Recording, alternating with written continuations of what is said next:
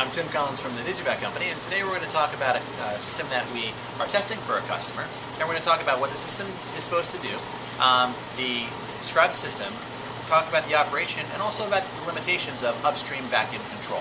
So let's talk about the system here. The customer wanted to control a vacuum in a vessel about this size, about 0.5 gallons, from 0.5 torr to 30 torr. That's what the system does. And it's composed of the vessel, the line that connects the vessel to the vacuum pump, and in this line we actually have a capacitance manometer that's acting as a sensing element. It's letting us know what the pressure is inside the vessel, or more correctly, in this line. And then also we've got a bleed valve piped into the line as well, and that's actually allowing us to control what the pressure level is inside the vessel. In addition, we of course have our vacuum pump. In this case, it's a Welch 1405 vacuum pump. And what's bringing it all together is our Digivac multi-gauge model 201. So what this is doing is it's interpreting the information from the capacitance manometer. It's displaying a vacuum.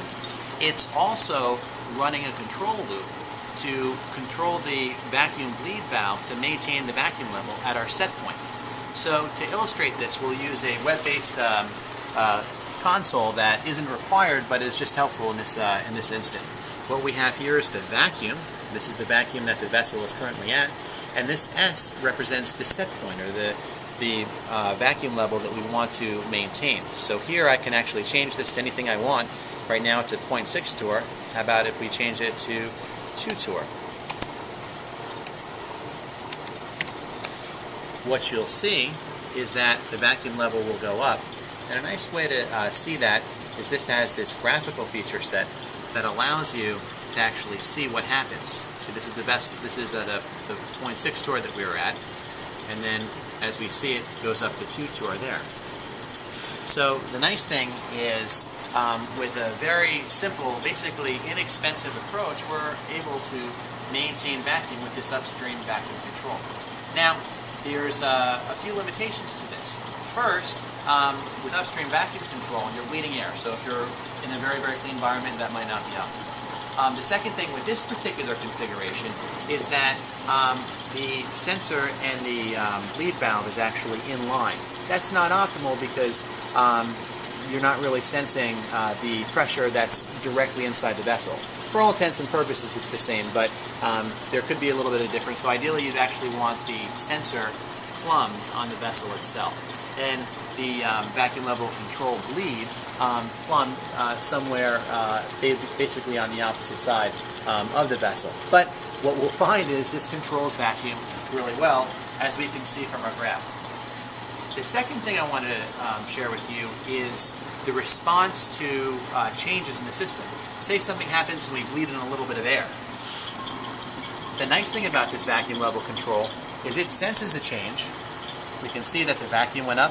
You see the graph went up in response to that air that I bled in, but it's going to come right back into control and come right back to that 2 torr level. So what we can see is it's already back to the 2 torr level. That way no one's messing with valves to try to maintain that level. The limitation I want to point out here is based on the system. There's of course limitations of the measurement devices, but there's also a limitation of how much air the bleed valve can actually bleed in. So at some point the vacuum pump is going to overpower the valve. So for example, this system can control very well at 30 torr. That's not a problem. We'll see the system shoot up to 30 torr pretty quickly and then stable out. You'll see that here. But what happens is that at some point we can't set it too high. Now technically the capacitance manometer, this one can go up to 100 torr, but if we were to set it to 100 torr, as you can see it's settling out at 30 now, if we set it to 100 torr, it wouldn't get to 100 torr, and that's because at some point the pump actually overtakes the valve, and we'll see that happen at about 50 torr.